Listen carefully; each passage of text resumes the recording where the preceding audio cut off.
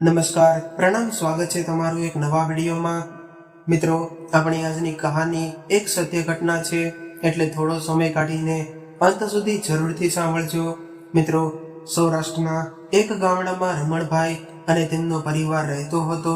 સામાન્ય પરિસ્થિતિમાં રહેતો આ પરિવાર હંમેશા ખુશ અને બીજાની મદદ કરવા માટે હંમેશા તૈયાર રહેતો। ભલે ભગવાને એના નસીબમાં થોડી કઠિન સ્થિતિ રાખી હોય, પરંતુ આ પરિવાર દરેક વસ્તુમાં ખૂબ જ સંતોષ માનતો હતો। પરિવારમાં રમણભાઈના પત્ની દક્ષાબેન અને દીકરો સાગર અને નાની દીકરી શીતલ હતા। આ ગરીબ પરિવારની લાચારીનો ગામના લોકો હંમેશા ફાયદો ઉઠાવતા। થોડા મહિના પહેલા રમણભાઈને નોકરીમાંથી કાઢી મૂકવામાં આવ્યા હતા। રમણભાઈ પોતાના ગામની નજીકના શહેરમાં વોચમેન તરીકે નોકરી કરતા પોતાના પરિવારનું ભરણ પોષણ માટે ખૂબ જ મહેનત કરતો આ વ્યક્તિ એક દિવસ બેરોજગાર બની ગયો। રમણભાઈના પત્ની પણ પોતાના પતિની મદદ કરવા માટે એક ગૃહ ઉદ્યોગમાં કામ કરતા અને ઘરે આવીને બીજાના ઘરોના કામ કરવા જવા લાગ્યા। અને ગામના લોકો એવી વાતો કરતા કે દક્ષાનો પતિ તો બાયલો છે અને પોતે ઘરમાં બેસીને આરામ કરે છે અને બિચારી એની પત્નીને બીજાના ઘરમાં કામ કરવા માટે મોકલે છે। ક્યારેક તો રમણભાઈને મોટે આવી વાતો સાંભળવા મળતી, પરંતુ મોટા લોકો સામે જીભ ચલાવવી એને યોગ્ય નહોતું લાગતું। આ લોકોની વાતો સાંભળીને રમણભાઈ હતાશ થઈ જતા।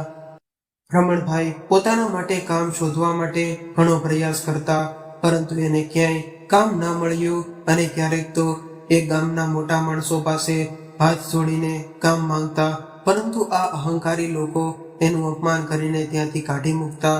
રમણભાઈની નાનકડી દીકરી શીતલ ઉંમરમાં તો હજુ નાની હતી, પરંતુ ઘરની પરિસ્થિતિને ખૂબ જ સારી રીતે સમજતી હતી। પિતાના પડછાયા જેવી શીતલ એના પિતાની વેદના સમજી રહી હતી, એટલે એ રમણભાઈને એવું કહેતી કે પપ્પા, તમે ચિંતા ન કરો, બસ મને મોટી થઈ જવા દો, હું તમને કોઈ પણ હાથ લાંબો કરવાનો મોકો નહીં આવવા દઉં। નાનકડા જીવના મોઢેથી આવી વાતો સાંભળીને રમણભાઈની આંખો ભીની થઈ જતી। પોતાની દીકરીનો આવો જુસ્સો જોઈને તેની અંદર પણ હિંમત આવી જતી। બંને પતિ પત્ની પોતાના બાળકોને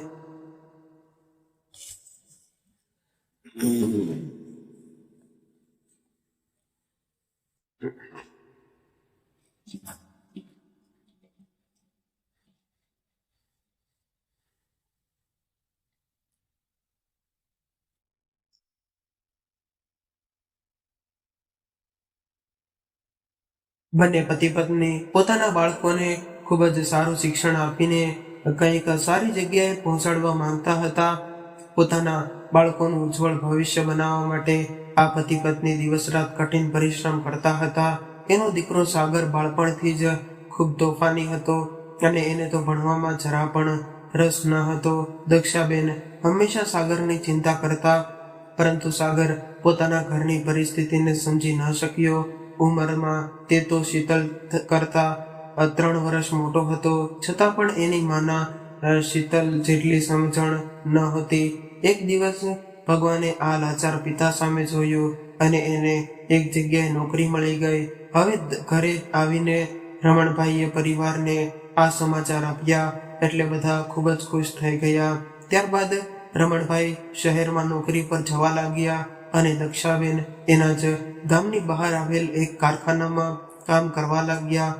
સવારના સમયે બંને બાળકોને શાળાએ છોડીને રમણભાઈ શહેરમાં જવા માટે નીકળે, તેની સાથે દક્ષાબેન પણ કારખાને જવા માટે નીકળી જતા।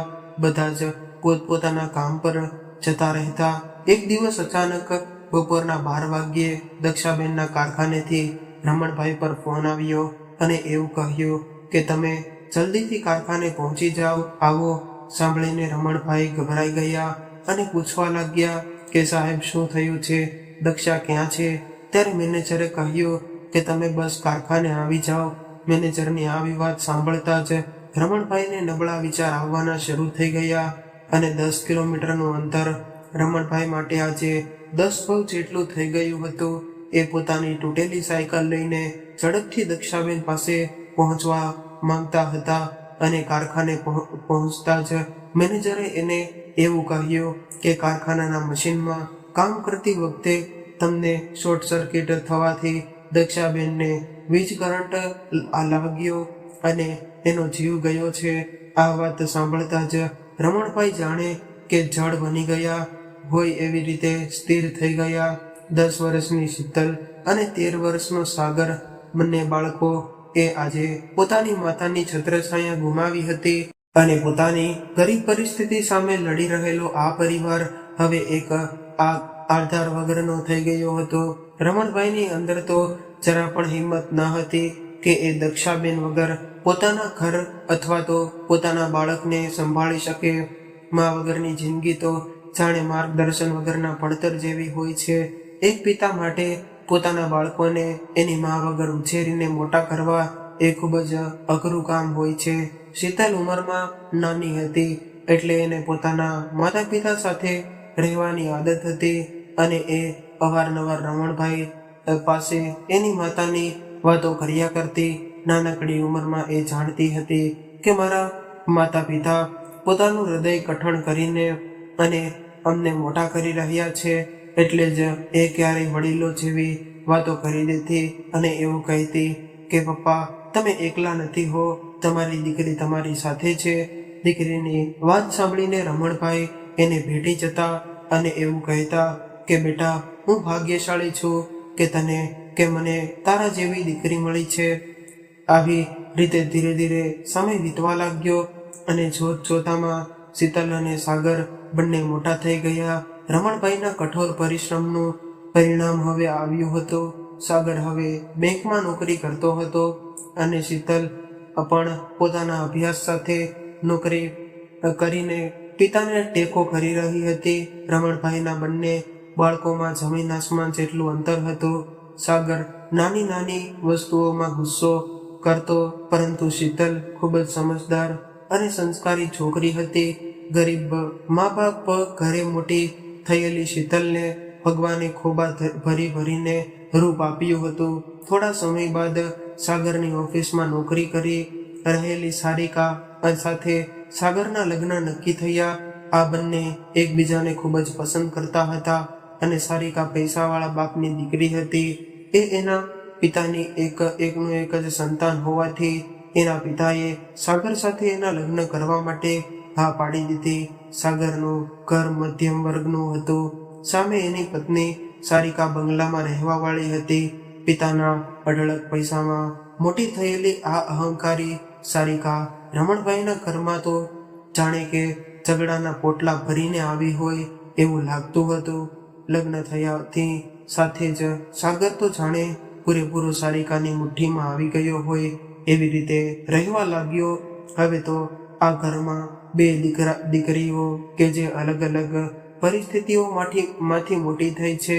એક સારિકા છે કે જેણે પોતાના પિતાના ઘરે ખૂબ જ સુખ સુવિધાવાળી જિંદગી જીવી છે અને એક શીતલ છે જેણે પિતાની ઝૂંપડીમાં રહીને પણ એક સંતોષભરી જિંદગી જીવી છે. આજે આ અમીર ઘરની દીકરી અને ગરીબ ઘરની દીકરી વચ્ચે સંસ્કારોની કોઈ તુલના થઈ શકે તેમ નથી. સારિકા બોલવામાં ખૂબ જ તીખી હતી. એ રમણભાઈને આદર તો ઠીક છે, પરંતુ એને સરખી રીતે જવાબ પણ આપતી ન હતી. શીતલ આ બધું જોઈને મનમાં ને મનમાં દુઃખી થતી, પરંતુ મોટા ભાઈના ડરને લીધે એ કંઈ પણ બોલતી નહીં. હંમેશા મીઠો જવાબ આપતા. રમણભાઈ ક્યારેક સારિકાને કંઈક પૂછી લે એ જ પડે સારિકા રમણભાઈનું મોઢું તોડી લેતી. એટલે રમણભાઈ નિરાશ થઈને પોતાનું કામ કરવા લાગતા. આ બાજુના ઘરમાં રહેતા નીતાબેન રમણભાઈના ઘરના લોકોથી ખૂબ જ સારી રીતે વાકેફ હતા અને સારિકાનો બસ એની બહેનપણીઓ સાથે પાર્ટી કરવામાં લાગી રહેતી. અને સાગર પણ ક્યારેક એને કંઈક કહી દે તો એના પપ્પાને ફોન કરીને સાગરને પણ ધમકાવી નાખતી. સાગર પૂરી રીતે સારિકાના દબાણમાં આવી ગયો હતો. શીતલ તો એના પપ્પાની લાડકી દીકરી હતી, સાથે સાથે પાડોશીઓના લોકોની પણ લાડકી હતી. નાના બાળકો સાથે નાની અને મોટા લોકો સાથે વડીલની જેમ રહેતી હતી, એટલે એ દરેક લોકોના આકર્ષણનું કેન્દ્ર બની જતી. નીતાબેનને સંતાનમાં કંઈ ન હતું, એટલા માટે એના પતિ રમેશભાઈ અને નીતાબેન શીતલને પોતાની દીકરી માની હતી. મા વગરની આ દીકરીને નીતાબેનની સાર સંભાળમાં પોતાની માની છબી દેખાતી. થોડા વર્ષો બાદ શીતલના લગ્ન નક્કી થયા. એક પિતા તો પોતાની દીકરીને સર્વશ્રેષ્ઠ સાસુ મળે એવી જ અપેક્ષા રાખતો હોય છે. એવી જ રીતે રમણભાઈ અને પોતાની લાડકી દીકરી માટે સારા ગુણવાળો એક છોકરો પસંદ કર્યો.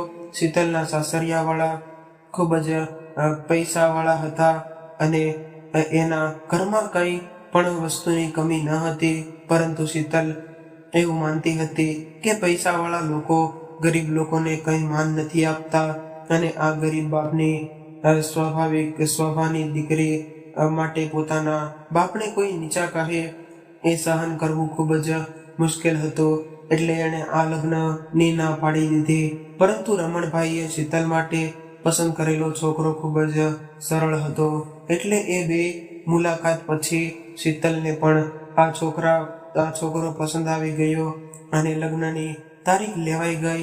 શીતલને સારું સાસરું મળી ગયું છે. હવે રમણભાઈની ચિંતા દૂર થઈ ગઈ હોય એવું લાગતું હતું.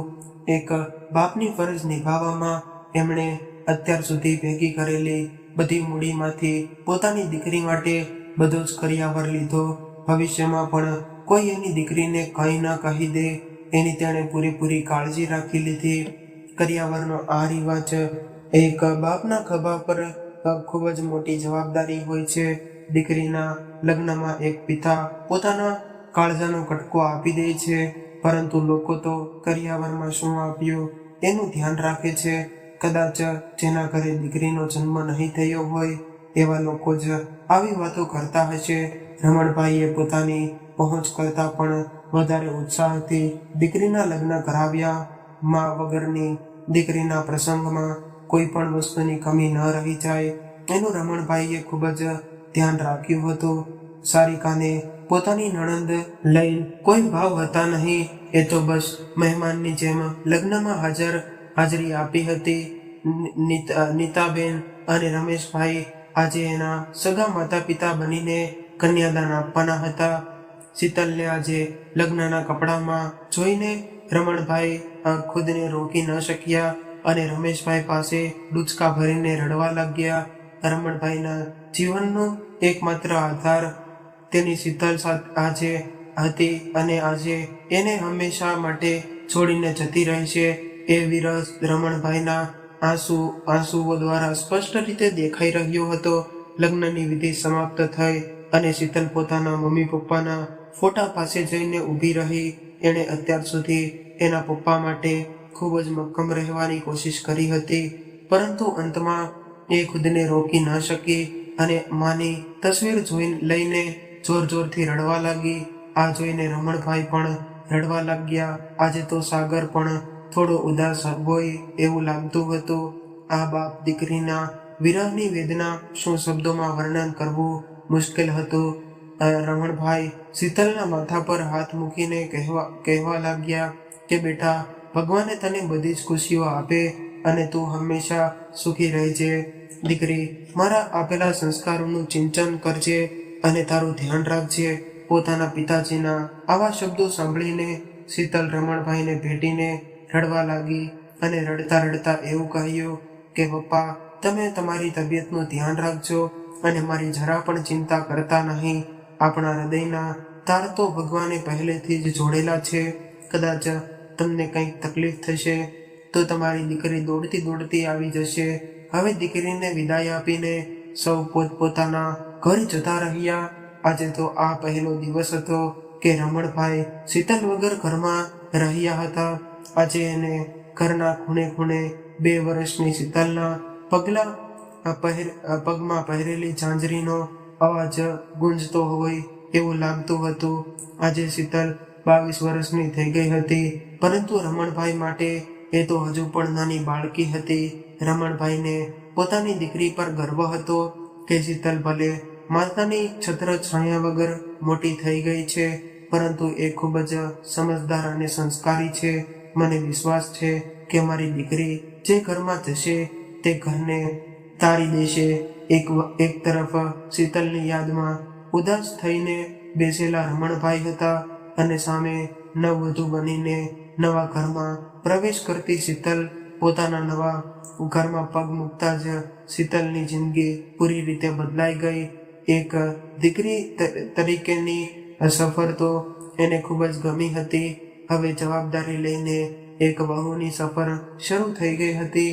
પોતાના માતા પિતાએ શીખવેલા સિદ્ધાંતોની મુજબ પોતાના સાસરે રહેતી શીતલ થોડા જ સમયમાં પરિવારમાં પ્રિય બની ગઈ. ભગવાને ભલે આજ સુધી શીતલને ગરીબાઈ અને લાચારીની જિંદગી આપી હતી, પરંતુ અહીંયા તો શીતલના ઘરમાં કોઈ પણ વસ્તુની કમી ન હતી. સાથે સાથે એના સાસુ સસરાનો સ્વભાવ પણ ખૂબ જ સારો હતો. શીતલનો પતિ સંજય એક કંપનીમાં નોકરી કરતો હતો. એના સસરા એક નિવૃત્ત શિક્ષક હતા. 3 દિવસમાં એકાદ વાર શીતલ તેના પિતાને ફોન કરીને એની સંભાળ લેતી રહેતી અને પોતાના સાસરિયાની વાતો રમણભાઈને કરે અને સંભળાવતી. રમણભાઈ પણ પોતાની દીકરીનો અવાજ સાંભળીને હરખમાં આવી જતા. શીતલ સાથે ખૂબ જ ઉત્સાહથી વાતો કરતા, પરંતુ અંદરથી તો મૂંઝાયેલા હતા, કેમ કે એ પોતાના ઘરમાં ખૂબ જ હેરાન હતા. શીતલના ગયા બાદ આ ઘરમાં એ એકલા પડી ગયા હતા. એને એના દીકરાની તો કોઈ આશા ન હતી અને વહુ તો એનાથી પણ વધે એમ હતી. દીકરીના ગયા બાદ રમણભાઈના પુત્ર અને પુત્રવધુએ રમણભાઈ સાથે દુર્વ્યવહાર કરવાનું શરૂ કરી દીધું હતું. રમણભાઈને સમયસર ભોજન તો ઠીક છે, પરંતુ ઘરમાં રહેવું પણ અઘરું હતું. એમણે તો પહેલેથી જ સાચા બનીને ખોટા લોકોનું સહન કર્યું હતું, પરંતુ પોતાની દીકરીને ચિંતા ન થાય એટલા માટે એમની સામે ખૂબ જ ખુશ થઈને હસતા રહેતા. રમણભાઈ પોતાના અવાજમાં સત્ય છુપાવીને શીતલને એવું કહેતા કે સારિકા મારું ખૂબ જ ધ્યાન રાખે છે અને મને રોજ એવું કહે છે કે પપ્પા, હું અને સાગર તમને શીતલબેનની કમી મહેસૂસ થવા નહીં દઈએ. આવી વાત સાંભળીને શીતલના હૃદયને ઠંડક મળી.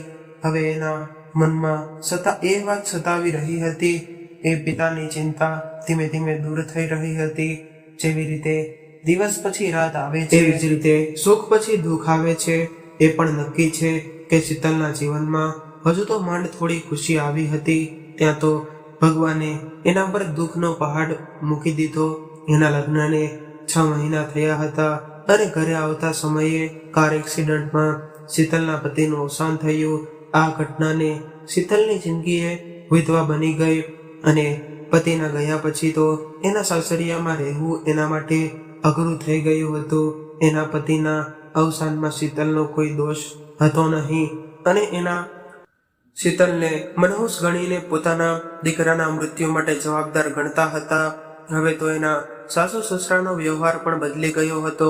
એના સાસુ એને ન કહેવાના વેણ કહીને દુઃખી કરતા અને નાની નાની વાતોમાં એના માતા પિતાને પણ અપશબ્દો કહીને અપમાનિત કરવા લાગ્યા.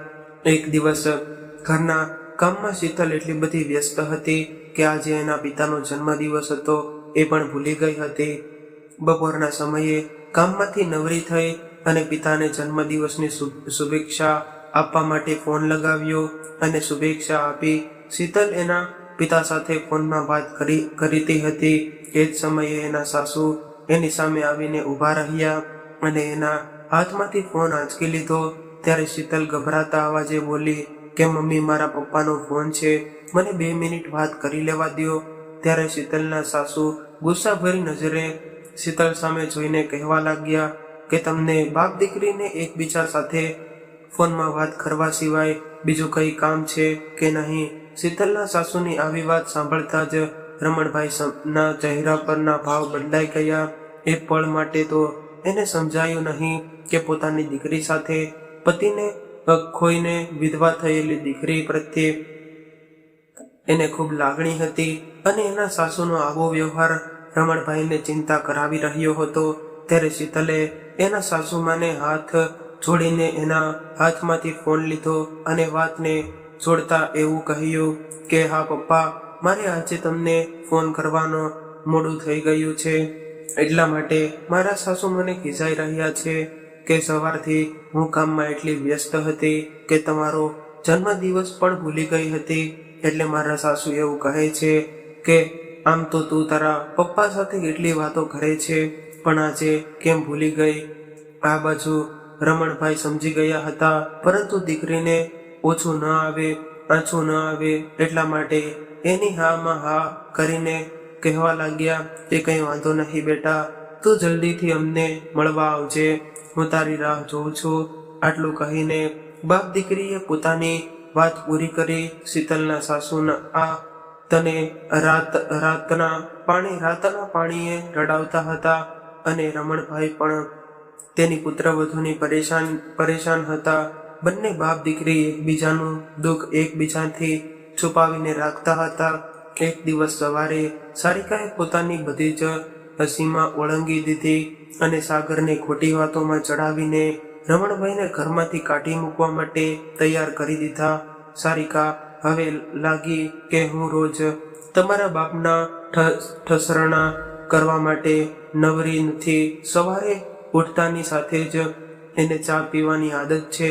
હું મારા કામમાં પડી હોઉં છું અને એ આખો દિવસ ઘરમાં પડ્યા રહે છે અને કારણ વગરના સલાહ આપતા રહે છે. મારા કામમાં મદદની વાત તો દૂર રહી, પરંતુ ખોટી શિખામણ આપીને મને પરેશાન કરતા રહે છે. રૂમના બારના પાછળ ઉભેલા રમણભાઈ સારિકાની આ બધી વાતો સાંભળીને વિચારવા લાગ્યા કે આજ સુધી મેં વહુને એક પણ શબ્દ કહ્યો નથી.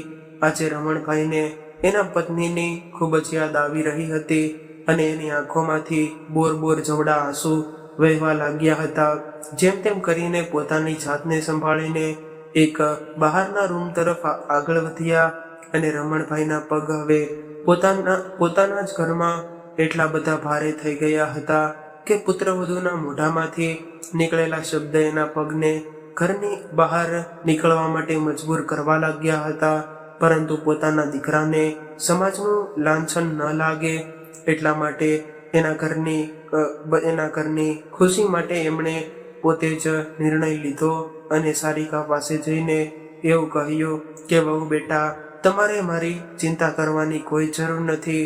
હું મારી જાતે જ તમને તકલીફ આપ્યા વગર મારા કામ કરી લઈશ અને કદાચ આજ સુધી તમને મારા લીધે કંઈ મુશ્કેલી થઈ હોય તો મને માફ કરજો. ત્યારે સારિકાનો ગુસ્સો કરીને ઊભી થઈ હતી. એને તો એના દેવ જેવા સસરા સાથે કરી લેવા દેવા હતા નહીં. સાગર બસ મૂંગો થઈને આ બધું જોઈ રહ્યો હતો. ત્યારે રમણભાઈએ સાગર સામે જોઈને કહ્યું કે બેટા, આજ સુધી મેં તમારી ખુશીઓ સિવાય જિંદગીમાં બીજું કંઈ નથી જોયું અને હું મરીશ ત્યાં સુધી મારા સંતાનોની ખુશીઓનું પહેલા વિચારતો રહીશ. અને હું એવું નથી ચાહતો કે મારા લીધે તમારા બંનેના સંબંધોમાં કંઈ તકરાર ઊભી થાય. બેટા, વહુ સાચું કહી રહી છે અને કદાચ મારા લીધે એને તકલીફ પડી હશે તો હું આજથી તમને બંનેને આ તકલીફમાંથી મુક્ત કરું છું.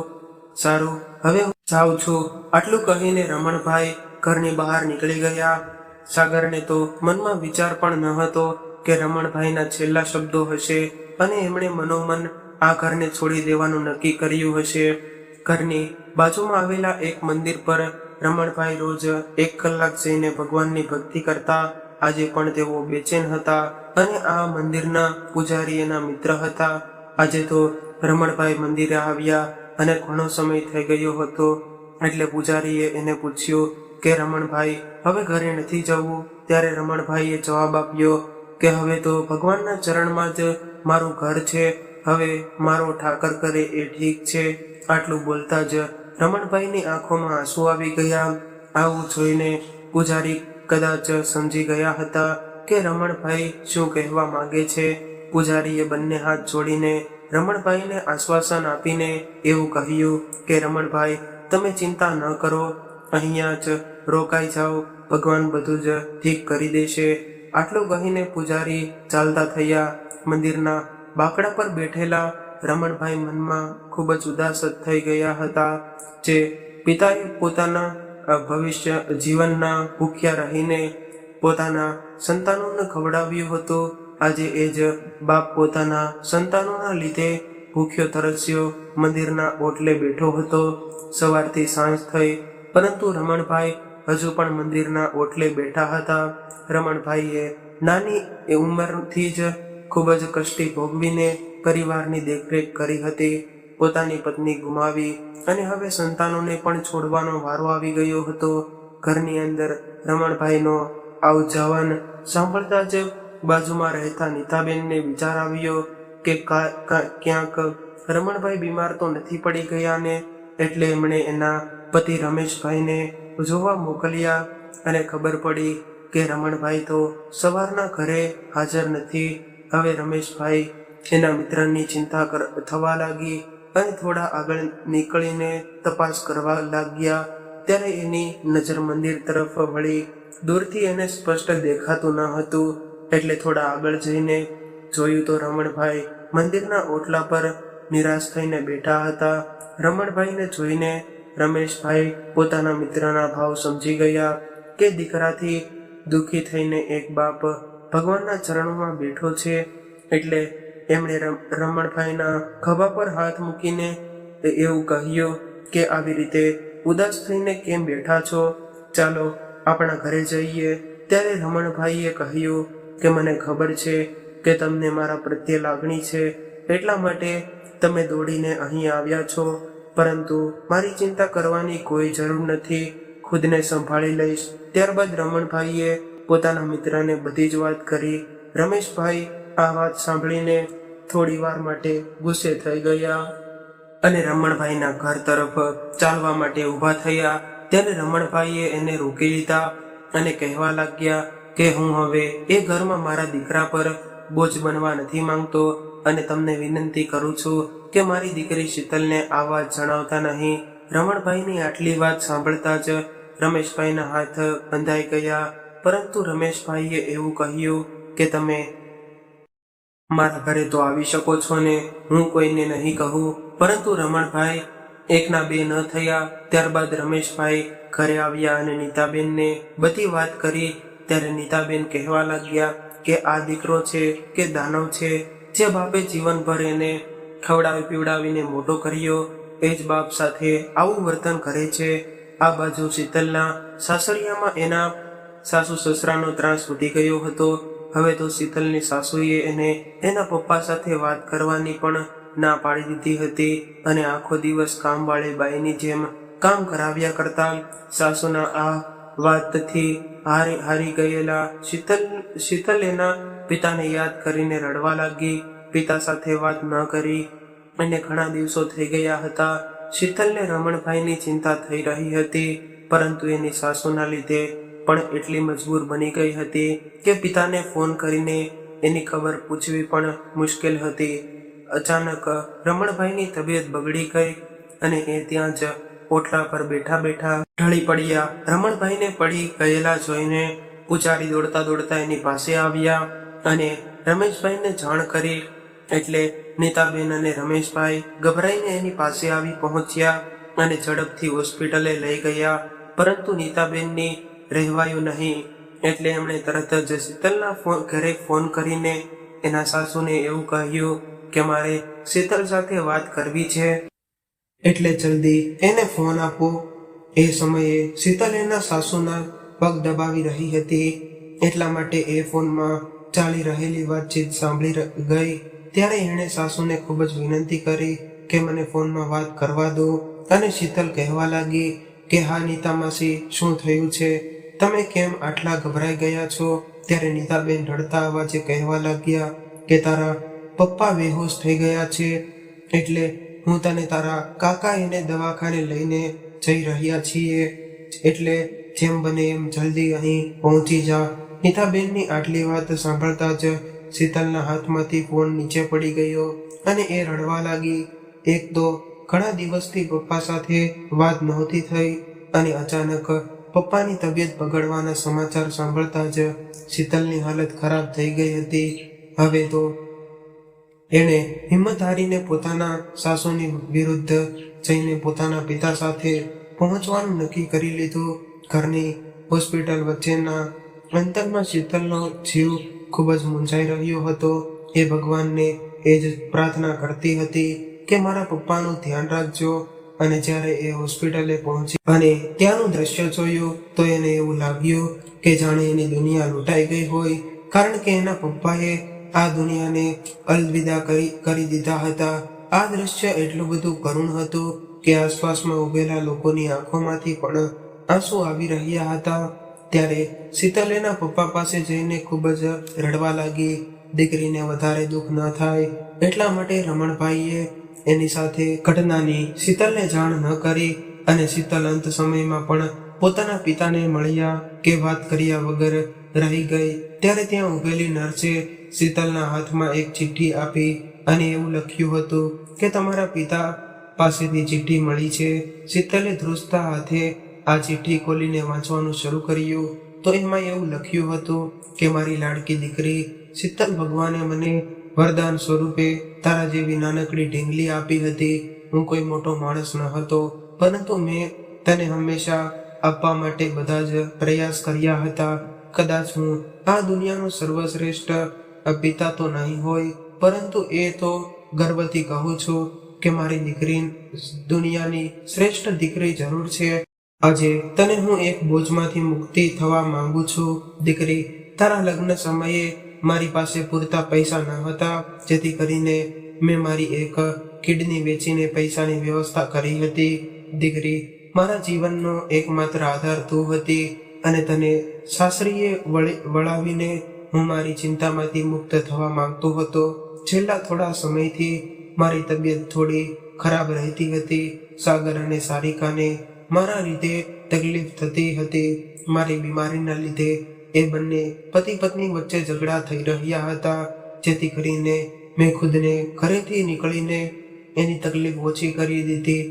હું તને આ બધી વાત જણાવીને દુઃખી કરવા નહોતો માંગતો, એટલે અત્યાર સુધી મેં તને કંઈ નથી કહ્યું. દીકરી, ભગવાન તારી બધી જ ઈચ્છાઓ પૂરી કરે.